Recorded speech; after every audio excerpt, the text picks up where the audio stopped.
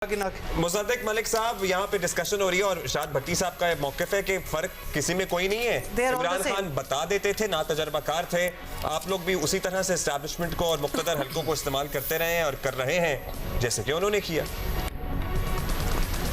देखिए, मेरा ये ख्याल है कि किसी हद तक तो भट्टी साहब जो बात कर रहे हैं वो ठीक है। अगर आप पाकिस्तान की सियासी तारीख देखें तो जिस तरह की सियासत पाकिस्तान में हुई है वो कुछ खुशाइन तो नहीं है। कभी कोई एक जोड़ा, कभी कोई एक तोड़ा, कभी कोई एक जोड़ा, कभी अदालतें आ गईं, कभी कुछ आ गया। लेकिन मैं ये समझता हूँ कि मिसाक जमहूरियत के बाद 1990 की दिहाई के बाद आहिस्ता आहिस्ता सियासी स्पेस जो है वो सिविलियंस के हाथ में आ रही थी और बढ़ रही थी। इसमें कोई शक नहीं है कि हमारे यहाँ एक बहुत बड़ा रोल है जो बहुत से इदारे प्ले करते हैं, जुडिशरी प्ले करती है, इस्टेब्लिशमेंट प्ले करती है, लेकिन सिविलियन जो रोल था वो बढ़ता चला जा रहा था। और मैं समझता हूँ कि ये किसी हद तक, मैं आपकी बात से इत्तफाक करता हूँ, आपकी जो गुफ्तगू हो रही थी मैं सुन रहा था, किसी हद तक आपकी बात ठीक है कि इमरान खान साहब ने बिल्कुल बेलाग वो स्पेस खाली छोड़ दी थी और जो अपॉइंटमेंट्स हो रही थी प्राइम मिनिस्टर हाउस में उसमें भी वो अमल दखल नहीं देते थे। इस वजह से जो स्पेस उन्होंने क्रिएट की, जिसको वो वन पेज कहते थे, उससे पहले वो स्पेस नहीं हुआ करती थी। लेकिन जो असल नुकसान पहुंचा है वो 9 मई से पहुंचा है। मैं समझता हूँ 9 मई के बाद हमारी जो भी 1990 के बाद की तहरीक थी, जितनी भी हमने एक सियासी स्पेस क्रिएट की थी वो तमाम कोलैप्स कर गई। क्योंकि इस तरह हमला करना, मुल्क के अंदर बगावत करवाने की कोशिश करना, इदारे के अंदर बगावत करवाने की कोशिश करना, मैं कभी कभी सोचता हूँ कि अगर खान साहब जो करना चाह रहे थे उसमें कामयाब हो जाते तो उसका नतीजा क्या निकलता।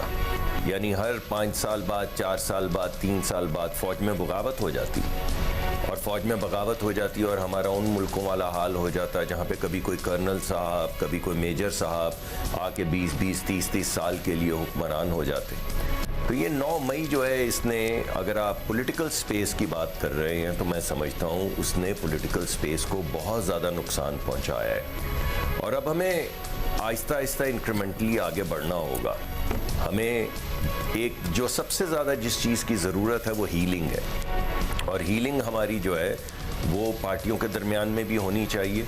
अभी ये बाज़ मरतबा आप देखते हैं, हम टेलीविज़न पे आते हैं, हमारे दोस्त भाई हैं, हमारी आपस में इतनी तल्ख कलामी हो जाती है, इतनी पोलराइज्ड व्यू हो जाते हैं कि कोई रैशनल गुफ्तगू नहीं हो सकती, चाहे वो जमहूरियत के हवाले से हो, चाहे वो किसी पॉलिसी के हवाले से हो।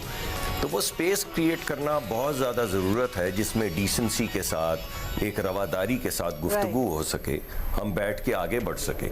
तो मेरा ये ख्याल है कि अब ये इलेक्शन के रिज़ल्ट्स आएंगे, होपफुली सबको मार पड़ी हुई है, सब बैठेंगे, अपने सर जोड़ेंगे और एक तो आपस का तफरीका ख़त्म करेंगे, और दूसरा जो बहुत ज़्यादा हमने मिलाइन करना है शुरू कर दिया अपने एक दूसरे को भी।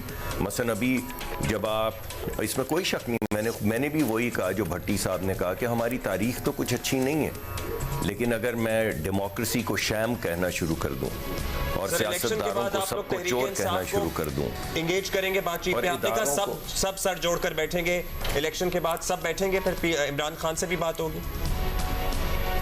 ये बड़ा एक मुश्किल मामला है जी। उसकी प्रॉब्लम ये है कि खान साहब से जितनी मरतबा भी गुफ्तगू करने की कोशिश की गई है, आपको याद होगा अंदर वो एक बात करते हैं, वहाँ पे गुफ्तगू हो रही थी, वो शाह महमूद कुरैशी साहब भी थे, उसमें दीगर भी लीडरान थे, वो गुफ्तगू करते थे, 5-4 दिन गुफ्तगू चलती थी और खान साहब बाहर निकल के एक प्रेस कॉन्फ्रेंस या कर देते थे या करवा देते थे कि मुझसे देखो एनआरओ मांग रहे हैं। अब अगर गुड फेथ में आप किसी के साथ बात ना कर सकें, आपको ये एतमाद ना हो कि जो लफ्ज़ ये कह रहे हैं ये इसको बाद में घुमाएंगे नहीं, इसको सियासी तौर पे इस्तेमाल नहीं करेंगे, जिस तरह अभी उनको नुकसान भी हुआ उसका, ये जो उन्होंने ऑफिशियल हमारे साथ हैं, आप ही की ये बात उनसे भी पूछ लेते हैं। कंसिलिएशन की बात हो रही है, जी बिल्कुल, लेकिन क्या पीटीआई की साइड से भी यही फीलिंग है कि शायद अब वो वक्त आ गया है कि सारों को बैठ के आपस में बात कर लेनी चाहिए? देखिए जी, एक तो जब तक मेरे पास शमाए महफिल आती है तो काफ़ी सारी मौज़ूआत पे बातें जो है हो चुकी होती हैं, और जिनमें कुछ ऐसी बातें होती हैं जिनके लिए अहम होता है कि उनको भी एड्रेस किया जाए। जी, अब the floor is yours sir. तो एक बात जो हुई इस गुफ्तगू में, जो मेरे पास शमाए महफिल आने से पहले वाली गुफ्तगू में अभी की, वो ये थी कि पीटीआई का फ्यूचर क्या है। मेरे ख्याल वो इसी से मुंसलिक है, इसी बात से कि आगे पीटीआई फिर किस तरह डील करेगी दीगर सियासी कुव्वतों से और गैर सियासी कुव्वतों से।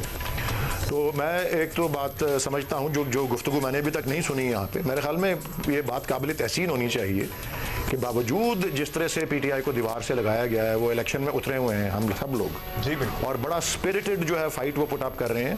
प्लीज़ आप एक्नॉलेज करें तमाम ख़वातीन हज़रात यहाँ पे कि ये पाकिस्तान की तारीख का पहला इलेक्शन है 12 इलेक्शनों में से कि एक बड़ी अहम जमात या सबसे बड़ी जमात हम क्लेम करते हैं बगैर इंतखाबी निशान के एक आम इंतखाब लड़ रही है। ये पाकिस्तान की तारीख में पहली दफ़ा हो रहा है और बावजूद इसके हम लड़ रहे हैं। और जो हामिद मीर साहब ने शुरू वाले स्टेज पे मुझसे सवाल पूछा था ना कि कल की प्रेस कॉन्फ्रेंस में मैंने टर्नआउट की बात की या बाकी सब भी कर रहे हैं, मैंने कहा वो मैं बात पूरी नहीं कर सका था। वो ये थी कि जो मुल्क के 128 मिलियन वोटर्स हैं उनमें 57 मिलियन जो हैं वो नौजवान हैं, तकरीबन 5.5 करोड़ से ज़्यादा 18 और 35 साल की उम्र में, उनसे अपील है। और जो नए वोटर्स आए हैं कोई 24 मिलियन, ऑलमोस्ट 2.5 करोड़, जो 2018 और 23 के दरमियान है, उनसे अपील हम कर रहे हैं कि आप जो है वो निकलें। और फिर ख़वातीन ऑफ कोर्स जो हैं 60 मिलियन या 6 करोड़ वोटर्स ख़वातीन हैं, 46%। तो मैं समझता हूं कि ये जो सारे अपना झटके या धचके लगाने की कोशिश की गई है पीटीआई को इस इलेक्शन के अमल में, उसमें तवक्को तो यही की जा रही है कि जी वो मायूस होंगे, लेकिन यही मायूसी अगर हमदर्दी की लहर में बदलती है और हमदर्दी की लहर उठ खड़ी होती है और जो ऐन मुमकिन कल हो जाए तो पीटीआई बहुत बड़ा अपसेट डिलीवर कर सकती है, बहुत से मंसूबे जो हैं वो खाक में मिला सकती है। क्योंकि मेरे ख्याल कम टर्नआउट बहुत से उन कुव्वतों को सूट करता है जो उसको इलेक्शन को मैनेज करना चाहती हैं, और इलेक्शन को मैनेज करना आसान होता है जब टर्नआउट कम हो, क्रेडिबिलिटी भी कम हो जाती है। लेकिन तो इसलिए टर्नआउट जो है वो मैं समझता हूँ उसके जरिए बहुत से सरप्राइज या अपसेट्स जो हैं वो पीटीआई डिलीवर कर सकती है। It will be down but never out of the fight. Wali sahab, मेरे ख्याल से जो आप कह रहे हैं कि टर्नआउट ज़्यादा हो गया तो जो प्लान है वो ख़राब हो जाएगा और टर्नआउट ज़्यादा होना चाहिए, but writing is on the wall. हो सकता है। आप देख लीजिए कि इस वक्त ना आपके पास सिंबल है, जब आप कागजात जमा करवाने गए कागजात जमा नहीं करवाने दी गए, जब जमा हो गए तो वो मुस्तरद हो गए, उसके बाद एक फैसला। तो writing is on the wall कि अगर आपकी ये जो इस वक्त एक उम्मीद है कि लोग निकल भी आते हैं वोट भी दे देंगे, तब भी ऐसा नहीं लगता कि पीटीआई को जीतने दिया जाएगा। लास्ट टाइम आरटीएस बैठा था, इस दफ़ा शायद कुछ और हो सकता है, और अगर शायद फिर भी आपके कैंडिडेट्स जीत गए तो मुमकिन है वो किसी और पार्टी में शामिल हो जाए या फिर उनके खिलाफ फैसले आए और वो डिस्क्वालीफाई हो जाए। लेकिन जो मैं कह रहा हूँ writing is on the wall के किसी भी तरीके से आप लोग हुकूमत नहीं बना सकेंगे, ये तो मेरे ख्याल से तय है ना। मैं तो ये कबल अज़ वक्त समझता हूँ इस पर जवाब देना। मेरे ख्याल कल इसी वक्त बैठ के इस पर बात करेंगे, क्योंकि हम क्यों किसी किस्म की, ठीक है लोग कोई ऐसा अगर कुछ वोटर्स का हिस्सा ये समझ रहा है कि रिजल्ट प्री डिटरमिन्ड है तो वो तो शायद बाहर ही ना निकले। मैं तो चाहता हूं कि वोटर्स ना समझें कि रिजल्ट प्री डिटरमिन्ड है और निकलें वो। और मैंने फिर से मैं दोहराऊंगा कि यही जो है इसको समझ रहे जिसके नतीजे में आई, अगर वो हमदर्दी में बदले तो नतीजा कुछ और हो सकता है। नहीं, सब लोगों को हम इसीलिए यहाँ इसी प्लेटफॉर्म पे इनकरेज करते हैं कि कुछ भी प्री डिटरमिन्ड नहीं होना चाहिए और सबको अपना हिस्सा डालना है इस पॉलिटिकल प्रोसेस में, चाहे आप गम गुस्से का शिकार हैं या आप किसी के इश्क में मुब्तला हैं अपने किसी लीडर के। ये आपको अच्छा मीर साहब आप जल्दी से कोई कमेंट दे दें इस पे, फिर हमने दोनों की गुफ्तगू सुनी है। मैं समझता हूँ कि अभी आप कबल अज़ वक्त कोई बात ना करें।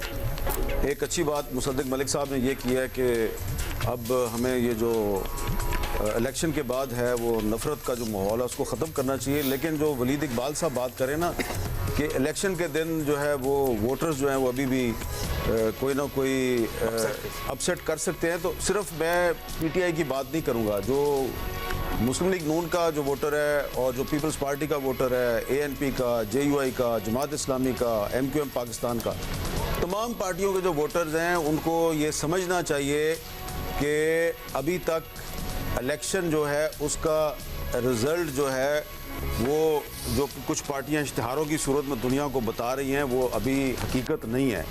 और हर वोटर की राय जो है उसकी बड़ी अहमियत है। तमाम पार्टियों के वोटर को निकलना चाहिए, वोट डालना चाहिए और इतना वोट डालना चाहिए कि ये साबित हो जाए कि ये जो हम जो तज्जिए हैं और हम कह रहे हैं जनाब के ये भी हो गया और वो भी तय हो गया। और ये जो ओपिनियन पोल्स आ रहे हैं, इसमें फलां पार्टी ऊपर चलेगी, फलां नीचे चलेगी, हम सारे गलत हैं।